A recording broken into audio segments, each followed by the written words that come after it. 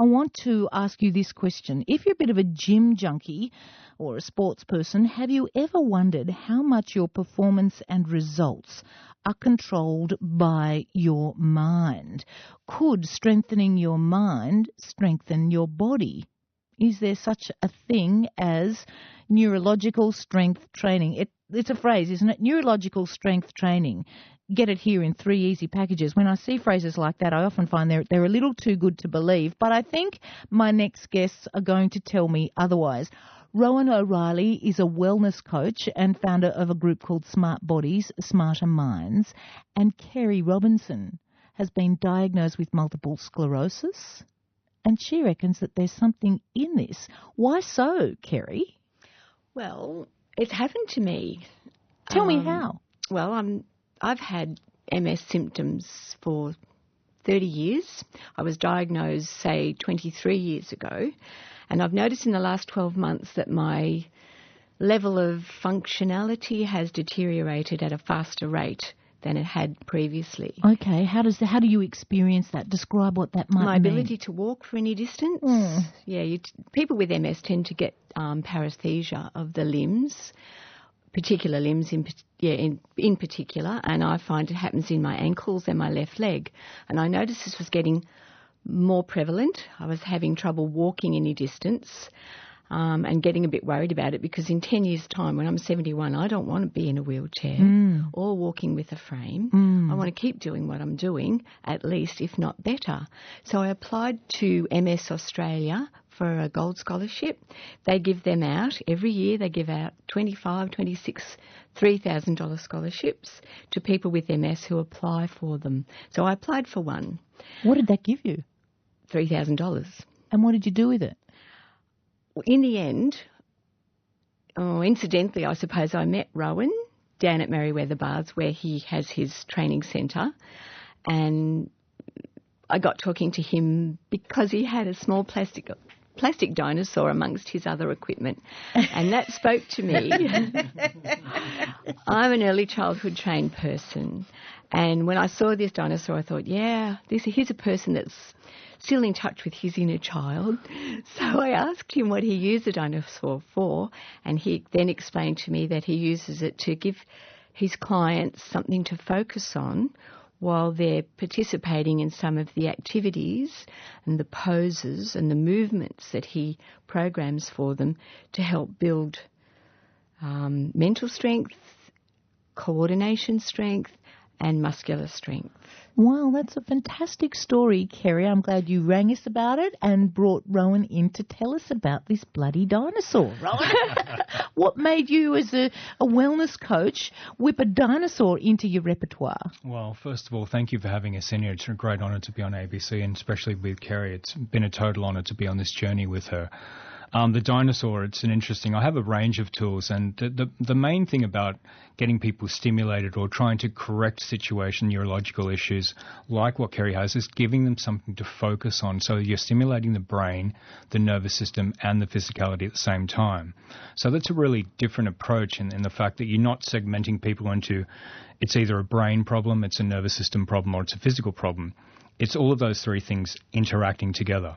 And so by creating novel ways of inducing stimulation and focus, it helps them to be able to operate on a high level. Because essentially what we're doing is retraining their brain to be able to coordinate their nervous system, which controls the body on a higher level.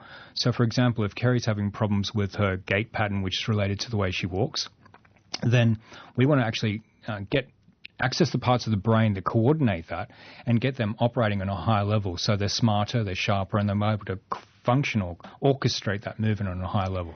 A lot of the work the recent work about the plasticity of the brain and its ability to rebuild itself has opened up many, many pathways. That amazing book by Norman Doidge has sold almost 200,000 copies in Australia. So obviously a lot of people, and the medical world and research world, is onto it. Yes. That's obviously a basis of what you do. But how do you apply it to Kerry? How do you, down there at Merriweather Beach, get into Kerry's brain and go, oh, yes, we need to tweak this and we need to tweak that? So that's a great question. And part of the answer is that neuroplasticity is a fantastic concept, but I'm looking at not just neuroplasticity, but plasticity of the nervous system and of the physicality, but even more importantly, plasticity of the emotions. Okay, because if you don't have sufficient emotional leverage to invest in the things that are going to make a difference, you're never going to do it. And that's why, Kerry, look, the truth is that no matter what I can do, no matter how technically brilliant it is, unless she had the determination and the emotional leverage and intelligence to be able to interpret it and apply herself, it wouldn't have worked. And so that's why, again, being down that environment is conducive to a relaxed, learning, playful environment, which sets up her emotional patterns that this is not something that's being done that I have to do. It's a play. And therefore, my brain and my nervous system are going to give you the maximum resources to be able to create the changes that we're after. Well, it must have made some changes for you, Kerry. You've described yourself as your MS diagnosed some 23 years ago, and yet you've just done the training to trek to Tasmania. Well, yeah, and I think part of that was how Rowan outlined the philosophy of his training program, but also the location. Because he works outdoors by the sea in the fresh air, that spoke to me. That's a place I want to be as much as I possibly can. So I was lucky in that respect, in that it just ticked the box, a big box. And the other thing was that MS Australia got behind me, and they obviously had faith that it could happen. They didn't ask me to account for the money, tell them how I spent it. I did, but it wasn't a requirement to the grant.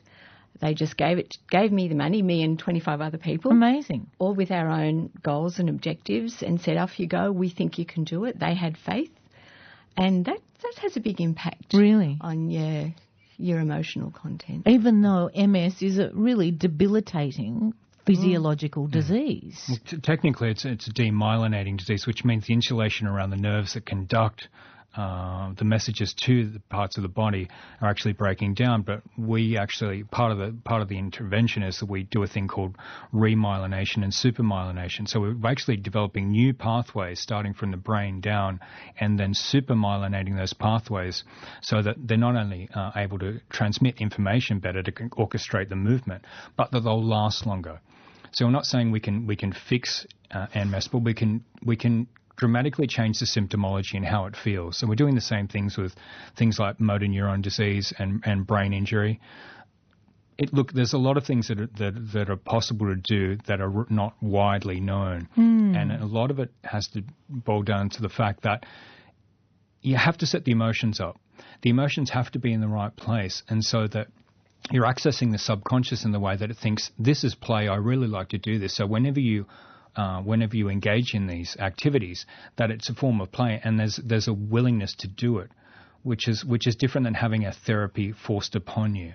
Yeah. Interesting perspective. At 10:25 on 12:33, I'm speaking in the studio here with a couple of beach lovers, Rowan O'Reilly, who's a wellness coach and founder of Smart Bodies, Smarter Minds, and Kerry Robinson. Kerry, I think, swims on a daily basis down at Bar Beach. She was diagnosed with multiple sclerosis 23 years ago, and she's determined to keep those two pegs moving. That's right, Jill, and you really have to do that. You have to don't let your condition define you. You need to manage it rather than it managing you. And how long did it take you to reach that point? Right from day one. I was really? Oh, yeah. You weren't ever sad and mad and cranky? Kind of was in denial probably most of the time. But, yeah, just in recent years it's sort of impacting on my lifestyle so much that I had to stop and think, okay, maybe this is going to keep going. I need to do something else. Okay. And so, yeah, Rowan and I running it or meeting up with each other seemed like incidental, but I don't believe there are coincidences. I believe yes, that's another conversation, Kerry. We won't go there.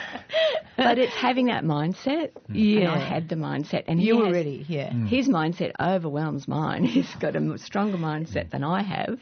So I thought, here's a combination that can work. What other kinds of people do you work with this philosophy and practice? It's interesting that it's become broader and more far-reaching. I started with people who essentially had physical issues, and then it moved on to neurological, then, things like MS and motor neuron, then it's brain injury, and now, it's people with depression, mental illness, because all of these things are largely influenced by the way the brain operates. And then there's multiple factors in there. There's lifestyle, there's emotional background, there's the way that you move, there's the way that you breathe. There's always a continuum of things going on. And one of the interesting things about it is once you explain to people, look, these are the things that are having a really strong input on the way that you feel on a day-to-day basis, it gives them back the control, because my job is simply to pass control back to people by giving them tool sets that allow them to actually change the way they feel on a daily basis. What qualifications do you have to impart this stuff to people? Because it's pretty serious claims. Yeah, about 23 years of being a boring nerd in bedroom, studying and, every book, everything I could get my hands on. And I've been taught by a lot of really, really people far smarter than me. So it's really been a combination of things. And essentially, all of that theory really brought me to the point where I had to get out there and start trying this stuff and seeing whether it worked, and it did work, and it works really well. It's still always going to be a work in progress. I'm always going to be learning. And what kind of thing were you doing before you did this? What were you working in? Well, I had an ice cream company. I developed the world's first dairy, soy and gluten-free ice cream. Oh, cute. It was based on rice. It was based on rice. I developed a rice-based ice cream. Yeah. I really wanted to do this, but I just thought, I'll be practical and I'll do that first, and then I'll do what I really want to do. But so it's you call it like a lifestyle program. It really is. Correct? Because it's absolutely, because it's not about okay, and now you go to have your therapy for an hour a day. It's okay, how do I wake up in the morning? How am I thinking and feeling on a daily basis? Because those are the things that have a dramatic influence on the immune system. And when the immune system's in a good place, it's able to deal with things that happen on a much higher level. And the same as your stress. Stress is by far the biggest degenerative condition out there, and that's part of what we do is retrain the brain to handle stress on a better level. And it's the same as a computer. We just simply give the computer better processing capability so it's able to handle more stimulus without getting overheated and slowing down. Interesting. Rowan also works with people that are very physically able, strong, competent, like gymnasts, acrobats. One of his cohorts is a pole dancer. He has worked for over 2 years with a guy that's a very good board rider. And some of the stuff he gets this fellow to do is amazing. And juggling with his undominant hand while stepping backwards up onto a seat and then up onto a table. The stuff that I've seen this guy do blows me away. Amazing. Yeah, so it's not just about helping people repair. Yes. It's also about helping people be stronger, better and more able. And of course we've just witnessed 16 days of that, have we not, of people being, tested to their mental limits despite all of the training. Yep. That is what the Olympics is all about, isn't it? At the end of the day. Do you watch that with passion and zeal, Rowan? I watch it, and what I'm fundamentally interested in is what emotional patterns are those people expressing, and what are the difference between the winners and losers about how they handle either the pre-race stress or the result afterwards. And we've seen some quite different responses from people who everyone would agree they've achieved amazing results, and yet dramatically different responses. So, very interesting. Graham's called in from Brandy Hill. He grew up in a house with his mum who had MS. Contracted it when he was 5 years old. Fortunately, he goes on to say, his parents won the lottery. 65 years ago, his mum flew to America. 3 months later, she came home and ran in full fitness off the aeroplane. Her body was retrained over there. Graham, what an extraordinary story. Yes, good morning, Jill. Look, my mum was probably very, very fortunate. We were living in Griffith at the time. The doctor diagnosed my mum very, very quickly. Now, that's, in those days, was quite unusual. My parents were lucky enough to share in a lottery win, so that was able to pay for my mum to go to America, where the Cabot Kaiser Institute in Oakland was teaching people with MS to do a whole lot of exercise to overcome the problems that MS caused. My mum came home a much different lady to what she went over, and she imported back a whole heap of gymnasium equipment. Amazing. So we had one room in our house that was always a gymnasium with weights and pulleys and a bench, and my mum did, a couple of hours in the morning and afternoon on this. Okay, gee, that's It kept her extraordinary. very well. Now, she was a foundation member of MS Society, but MS, in their wisdom at that stage, seemed to go off into a soft option way of doing things. They weren't convinced, I think, that doing, exercise and weights and things was the way to go. Interesting, Graham. Good to hear from you. I wonder, Kerry, as you listen to that story, whether that resonates with you. To a degree, I guess, I don't know if I should say this, but I guess one of my big concerns is that public health, in terms of anyone with a disability, seems to be aimed at making life easier for them. And in doing that, it makes them weak. I guess what Graham's mum did would have had a degree of strengthening of her muscles and maybe changed the way she thought about how her body could operate.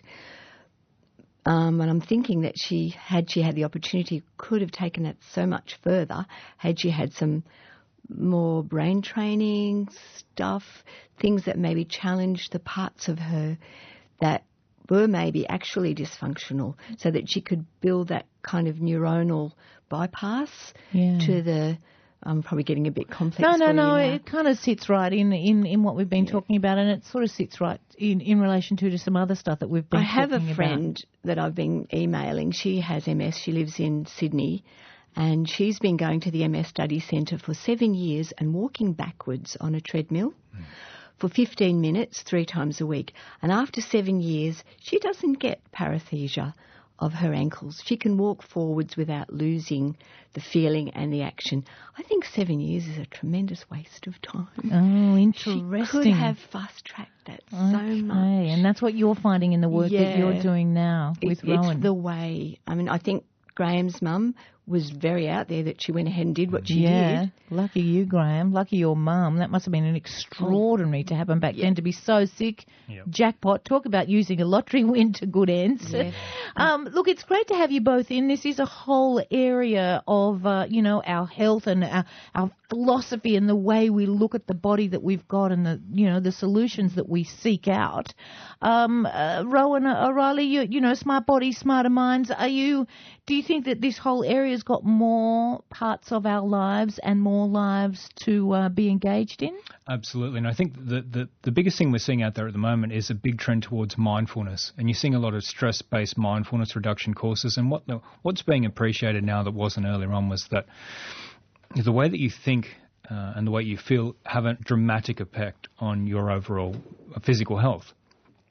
Now, if you're always coming from a place where how I'm thinking, i.e. being able to not be in constant reactionary mode to negative things that are happening to you, being able to become more a sort of a conscious observer so that you can say, okay, well, look, I understand that that's antagonistic, but I'm not going to react to that.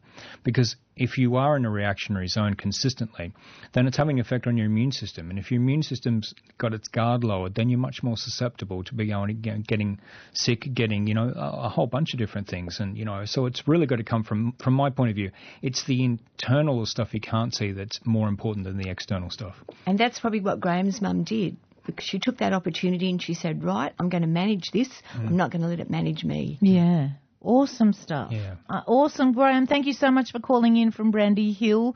Rowan O'Reilly, Kerry Robinson, thank you so much for coming in to tell us your story. Thanks, Jill. Thanks, Thank you. Jill. Take care. Take care to both of you.